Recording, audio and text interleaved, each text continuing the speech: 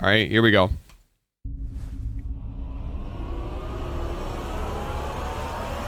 Turns out this video is actually pretty easy to write. In 2016, Dr. Jarding their personality. They would agree or disagree with statements like, I have a colorful imagination when I'm alone. This is going to be hard to explain. Let me run this back.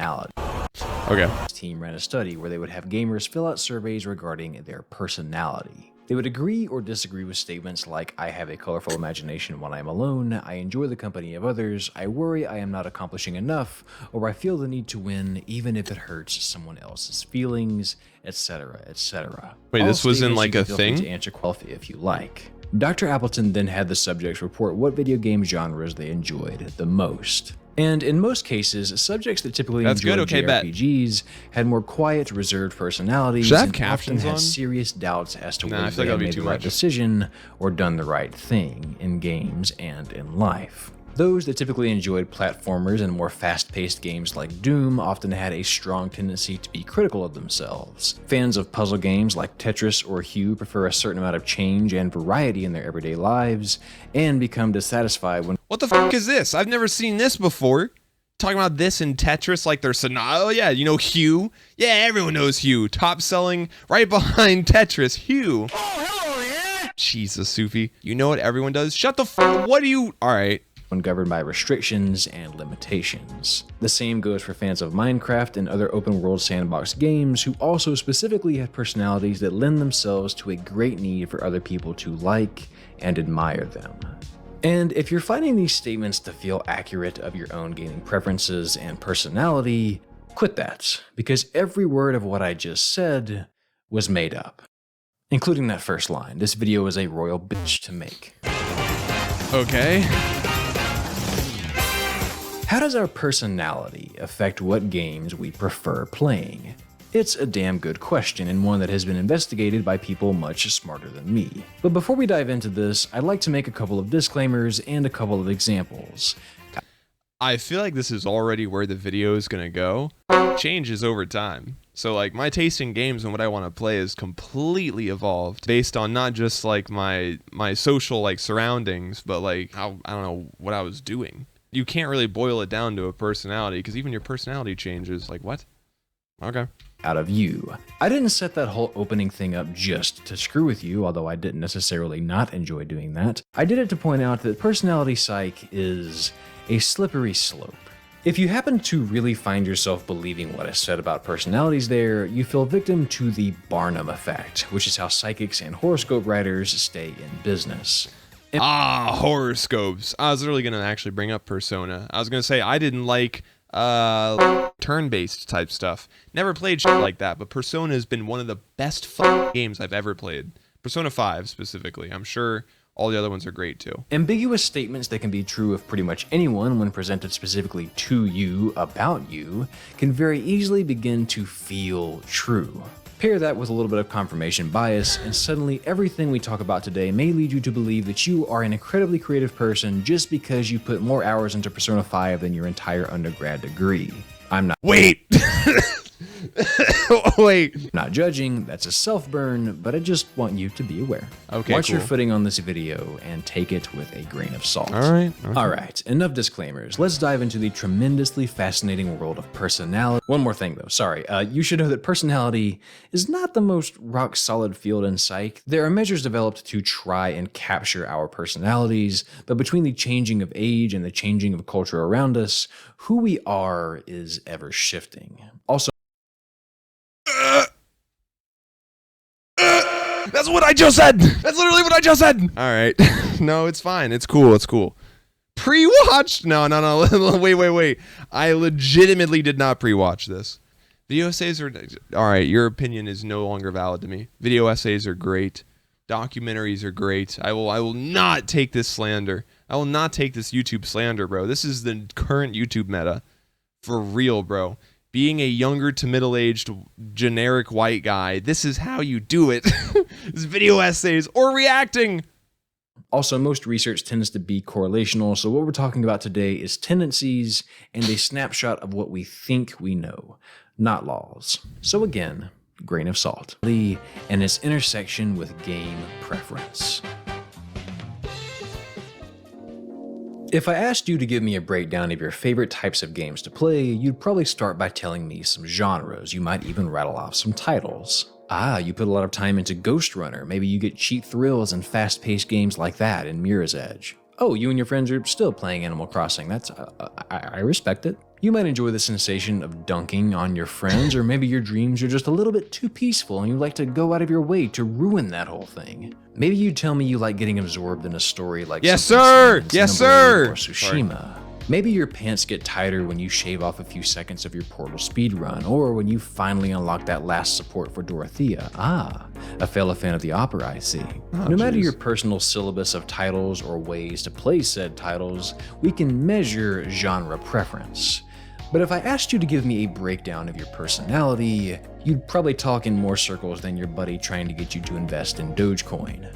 It's hard Wolfie, can you put slime videos on the side? I can't seem to focus on the video. Oh my god, please stop chatting. What? It's hard to get a true read on personality, but psychologists have come up with a few methods. And the one we'll be using... Isn't there like some test that's like int J or int F? Or right, isn't there already a test for this shit? Yeah, the Myers-Briggs. Yeah. I think that's it. Juice C. No, that's not femboy. I read it out for you, Jason. I know you put femb, but I knew what to say for you, brother.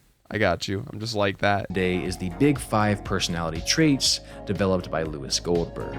The Big 5 traits are sort of the most accepted, replicable, and used measure in the world of science today, and each trait essentially works on a sliding scale, with most people falling somewhere in the middle. Generally, personalities don't sit at the extremes, just closer to one end. Remember, we're ever-changing. We'll dive more deeply into each individual trait as we get to some of the bigger points of the video, but just as an example, openness, to wildly oversimplify it, refers to our willingness and desire to seek out / think about new things. People with high openness tend to be very creative, enjoy trying new things, are extremely curious, and are happy with change. Those with low openness despise change. You won't catch them rearranging their room or changing their schedule much. They don't like new, and they don't like abstract ideas. I feel like you also become, as you get older, you become a lot more open to things. I don't want to hear any old comments in chat right now. Shut the fuck up. I'm weirdly more open, I guess, to ideas and thoughts, is what I'm trying to say. Till just... that's coming in, you know what I mean? Oh no. Stop! Pause! Look, I'm talking about up here, bro, my fucking brain. I'm talking about coming in up here, like information, ideas. Oh, I'm cooked, bro. It's Jover. Conscientiousness sort of deals with how organized you are. Do you pay attention to detail and strategize, or act on a whim? Agreeableness refers to our interest in others. Are we empathetic and helpful, or are we self-serving and oblivious to others? Neuroticism deals with emotional stability and how you handle stress, and I think you're already familiar with extroversion. At our core, we all land somewhere on each of these 5 scales. Maybe you're pretty low on the extroversion scale, but you are highly agreeable, so you really empathize with people, therefore you might enjoy a good emotional story, but don't care much for partaking in real-world human interaction. As an introvert, I can relate to you. Maybe you're highly conscientious, so you know, what was he cradling there? What was he? Trail mix? Okay, dog, it's healthy. You know, it's healthy, and if you like it. I can relate to you. Maybe you're highly conscientious, so you love games where you plan ahead and strategize, but due to your neuroticism, you often get stressed when you have to make a tough decision. Maybe you over-prepare for that mission or get choice paralysis when trying to decide on an outfit or a skill. Hi, that's me. Nice to meet you. I'm just trying to give you an idea of how your personality might affect how you approach titles. Luckily, though, we don't have to speculate much. There has been some remarkable work done here by one Dr. Nick Yee of Quantic Foundry. In 2015, Yee and his team gathered data from over 140,000 gamers using their homegrown gamer motivation profile, which you can still take now if you like, and I recommend you do at some point. It's really eye-opening and fun. Link in the description. Pop it open in a new tab and take it after you finish this. From this data, they found that gamers typically play due to a combination of any of these 12 motivations. You might play to stretch your creative muscles, you might play to get wrapped up in a story or to feel like you're someone else, some folks do it for the challenge, some folks do it for the power trip, many of you crave the community and the competition, and some of us just like to blow shit up. Likely though, we are all some GTA Online players. combination of any of these. People are rarely so one-dimensional. And since most people exhibit multiple of these, like I played GTA Online for 5 minutes, and I just tried to go into a barber shop, and it was like I was walking down the Gaza Strip. I was like, all right, cool. I just want to get a haircut. Just actual like, all right, cool, man, thanks. Immediately uninstalled that. Never touched it again. I was like, nope. I'm good, gamer. I am good. Motivations when playing games, Yi and his colleagues used a little technique called multidimensional scaling for the data, which maps out the correlation between these variables. If two motivations are more correlated, they are put closer together, whereas motivations that are less correlated are placed farther apart. Meaning, since these two dots are close to each other, if you were really into gaming for destruction, you are likely also into it for excitement, but less likely to be into it for strategy. When you take a look at the full map from the data, you can get a better idea of what motivations are related. And you might see that you probably fall into one of these three clusters, or maybe even dip your toes into two of them, which is exactly what Yi and his team noticed. There were three higher level structures, three primary types of players that most motivation correlations fall under. Action social, which combines the love of fast-paced gameplay with player interaction. Immersion creativity, which combines the interest in stories, player expression, and exploration. And mastery achievement, which mixes the appeal of strategic gameplay, tough challenges, and chasing achievement. I can already see how they're gonna group it up. Discovery and power motivations are tricky. They don't really fit in just one cluster, and according to Yi, they sort of act as bridges between the three major groups. Meaning, if you identify with the immersion creativity cluster and the mastery achievement cluster, discovery likely really appeals to you. Now keep in mind, this is simply motivations we're talking about, not how personality affects them. But what's fascinating is that much like the Big Five personality traits, the gamer motivations mapping is consistent across several different regions and cultures, which could suggest that gaming motivations and personality are both in some ways universal for all of us, and furthermore could be related in some sort of consistent manner. As I was reading up on this and writing the script for this video, I realized that all that was left to do was find proof of this relationship. And as I embarked on this noble quest into the sweaty migraine-inducing DMV that is Google Scholar and try to find some research that could connect the two, I was surprised to find that Dr. Yi had already... Nice, the ears get to come off. Let's go, it's huge for me. It's still gonna be on in the first however many minutes of the video, I don't even know.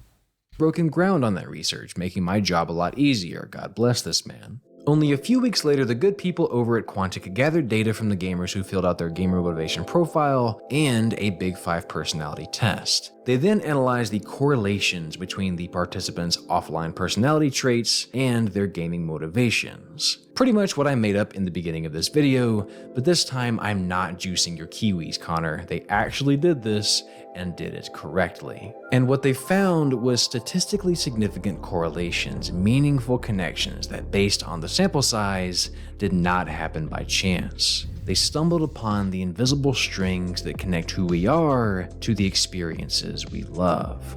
The actions... I don't know, like, I get the thought and the theory and everything. I feel like just changes too much.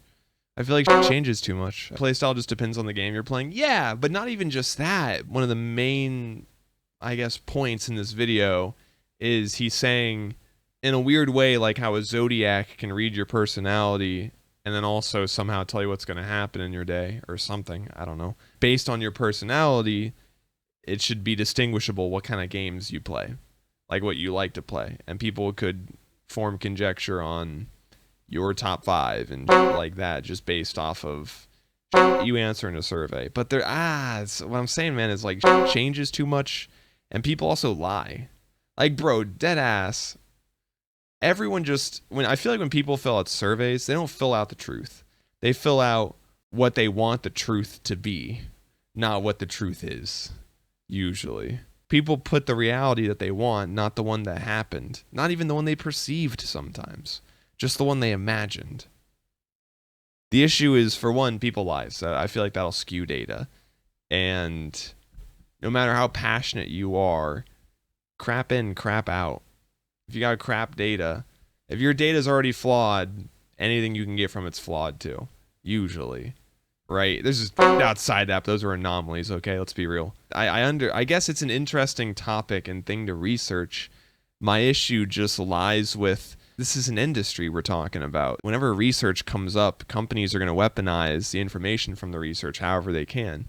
Whether it's research about why people fall for microtransactions so much, they're going to, feed into it and be like, why? Tell me. Yes. Tell me why. And so they can code it in.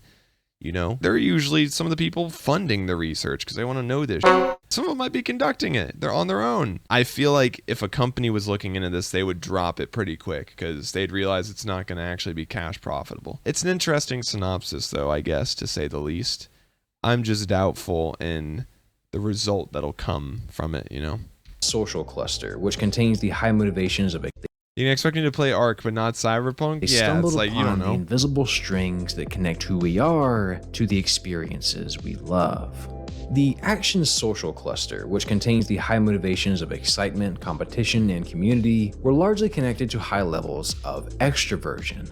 Now, extroversion is usually characterized by people as being outgoing. See, he was showing Overwatch gameplay during that. Bro, I almost can't think of a more introverted crowd than Overwatch. All right, look. Okay, well, Overwatch is up there. It's at least up there, all right? It might not be, but it's up there on the list of shut-ins. And perhaps the average 4chan user might be a good way to put it. They are regulars on Overwatch, and big whales for the game too, usually. Or being good around others, but research supports that it's more accurately characterized by excitability, emotional expressiveness, cravings of excitement, and gaining energy in social situations. Not necessarily being good in them, but gaining something from it, even if it's simply competition or attention. Consider this. You don't have to like people to be an extrovert, and yet you may still gain something from being around them. Oh, I don't like this. See, because this is territory I fall into. I like entertaining people. I like entertaining. Whether that means I like attention or whatever it could be, I don't know. I just know I love making content. But I hate people. I do not like people. I don't hate people. Hate's a strong word. I do not typically enjoy the presence of people or a lot of people because I don't like people. I don't trust people. I don't know people. So I don't fuck with people. However, I like doing things for people. It's weird, right?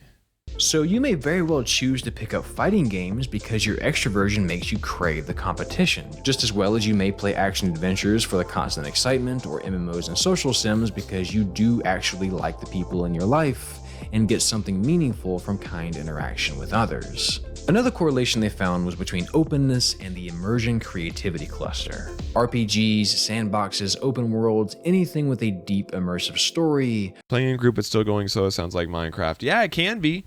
Dude, every Minecraft playthrough, yeah, we're gonna all play together and have fun as a group. Everyone ends up, oh, what are you doing? Oh, I'm halfway across the map. Strip mining for diamonds. Didn't tell y'all about it. I've been running a underground child labor diamond strip mine for the last 3 hours. I've gotten 50 diamonds. Haven't told y'all yet, though. What are y'all up to?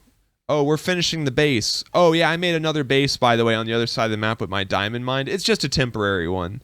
It's like, all right, where are you at? Oh, me? Yeah, sorry. I'm making spawners. I'm making spawners over here in the end. What do you mean the end? And it's like, oh, the literal, I'm with the Ender Dragon. I'm at the end of the game. I came here just to get some resources and shit. And I'm just sitting there with still using stone tools. Like, all right, cool. I love we're playing this together. Great. Attack of the B team mod. Hi, my name is Rocket, and I talk like Ben Shapiro. He does not always talk like Ben Shapiro, but he can. or a way to express creativity. Most players that enjoy these games tended to have high levels of openness, which, like we discussed earlier, is characterized by imagination and creativity. It's the same clip Folks you showed high too. in this tend to have a broad range of interests, enjoy change, and are open to new and varied experiences. Which may explain why these people can finish JRPGs even after weird interactions like, You know, this is how I earn a living. Huh? Not me. I thought you were just doing it for fun. I suppose some people do. Hello, I'm some people. Nice to meet you. I joke, but this is 100% me. I'm here for the story, and I don't care how weird things get. I'd be willing to bet that the Undertale fanbase is full of high openness people because, again, the trait is all about painting outside the lines, which is probably why it also correlates highly to the enjoyment of sandboxes like Minecraft and games with hefty customization like Monster Hunter World. Conscientiousness was slightly mapped to the Mastery Achievement cluster, which makes sense. Highly conscientious folks are preparers, strategizers, task-oriented schedule followers that likely find challenging strategy games like Advance Wars and XCOM to be just the right scratch to their itch. The correlation here wasn't as strong as the others, but it may shine a little light on the type of people that enjoy finding all of the achievements. Again, that highly conscientious detail and task-oriented nature probably lends itself to finding some pleasure in unlocking all the achievements and getting all of the collectibles. Okay, I'm gonna come up for air now. That was a lot of big words. Couple things to note.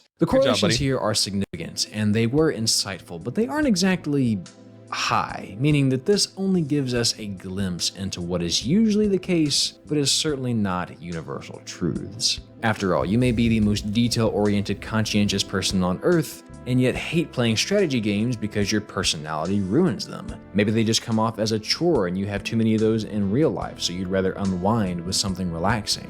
Like I said earlier, fat grain of salt. If episode 1 and psychology studies have taught me anything, it's that there's always a bigger fish. Just because you might be inclined to be skilled at it doesn't mean you enjoy it or find amusement in it. There's always an exception. These are not significant correlations. Sex are hard and be able to know it. Correct. Yep. Yeah, being a data analyst is probably one of the most miserable sectors of any field I can think of.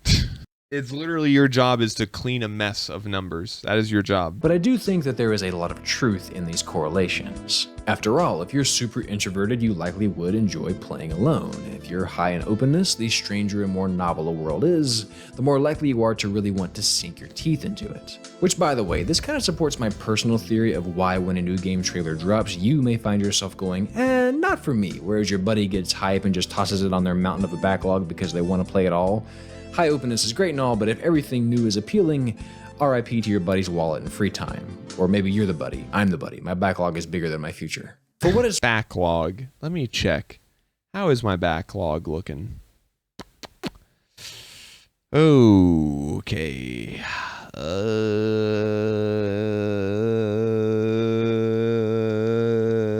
Not good. For what it's worth, my take on how who we are affects what we play has to do with personality reinforcement. We seek out not just games, but media in general that reflects our personality. Like Dr. Yi mentioned in the closing statements of this study, games are often stereotyped as escapist fantasies so that we can be who we're not. But that aligns with people that are into power stuff, because it's wish fulfillment. Like solo leveling, shit like that. You know, that's why isekais are so fucking big right now. I personally think that this theory isn't 100% true. For example, I consider myself an introvert, but I still love to play team-based games. Yup.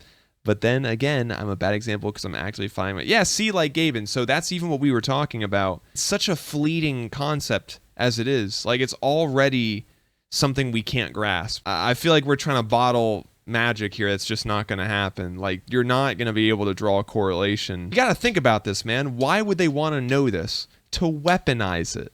They want to find this out so that they can take data they're already taking from you, you know, cookies, information about you, all that, and send you even more targeted ads, but for games. Like, right now, they just kind of focus the genre of the game. But, bro, if they can somehow get a read on your fucking personality type and they think it correlates to what you're gonna like more, they're gonna market the fuck out of you for that. Even in game, like they'll start correlating what kind of in-game like microtransaction ads you see to what kind of fucking stereotype, or not stereotype, it's whatever archetype you fall under for them. It's gonna be fucked. So that's what they're trying to accomplish, and I think that's not possible, because that would require empirical, like referenceable data, like true fucking, you take a hypothesis, you test it, use a scientific method, right? And you fucking, you're not going to get that with this. It's pseudoscience and hearsay. There's a reason why we can almost fix like heart blockages, but we still know almost nothing about what's happening up here, bro. Like we just started really learning about Parkinson's and like overproduction of dopamine and what dopamine even does and how it works. Like we are still fucking playing catch up huge. I also think it's not possible. There's too many variables to exactly what I said. Way too many variables. Even if you somehow manage to get how a person is with 100% accuracy on a personality basis, that data can very quickly be obsolete if the person simply as soon as they wake up the next day, they can be like, I like eggs now. Hated eggs all their life. Now they like them. Guess what, brother? They only play fucking tactical games. Oops, I just bought Warzone. Now I'm playing COD. What the fuck? They're like, well, this is unheard of. Experience who we truly are, how we actually tick, and better understand our own identities. A few studies gathered in a meta-analysis by NCBI reveals that our music and television consumption is often for purposes of identity management, emotional regulation, and companionship, especially in younger people. Which leads me to believe that in a lot of ways, gaming may influence our personality in the same way personality affects our gaming. Personality may in fact be the original spark that triggers our interest, but I think over time they act upon each other back and forth. Games may serve as personality is just the forwarding of your persona or whatever, isn't it? a mirror that reveals what we do and don't enjoy and what we do and don't identify, which especially in our earlier years might structure who we are. Personality often runs into the nature versus nurture debate, which is almost always both when it comes to most psychology topics. Genetics certainly plays a part in personality. Sigmund Freud has entered the chat. As has been shown in studies with twins. In fact, based on this twin study, genetic influence on the big five traits were all estimated to be around 50%, which means that personality is likely half formed by our genes and half by our experiences. So the reason you keep coming back to fighting Wow, what a surprise. games may be because you are highly extroverted, but it may also be because your first gaming experience as a kid was Melee. It may not be as black and white as your personality affecting what you play. It may go both ways. Couple of stray thoughts before we pull this video out of the oven. Age is also a huge factor. Some research presented in 2003 suggests that as we age, our personality shifts. Conscientiousness and agreeableness tends to go up through your 20s, and openness tends to decline. Meaning for a lot of people, you really may find yourself narrowing these genres you play. Maybe not everything new will be quite as appealing. Which I think kind of supports the whole notion of identity management and formation in your early years, though I could just be seeing what I want to see with that. Confirmation bias is very real. There are also other models of gaming motivations than Yee's that you might want to consider. Bartle's player types, for example, plots you as one of 4 different player types, depending on if you tend to be more interested in the world versus other players, and acting upon those things, or interacting with them. Jason Vanderberg's Domains of Play model may also be worth checking out. Ultimately, it is extremely difficult to pin down just what exactly the relationship between our personalities and our game preferences is. It could be something we just can't quite grasp yet, and the research I've gathered for you today only reveals the tip of the iceberg. Then again, it could all be white noise, grasping at the wind.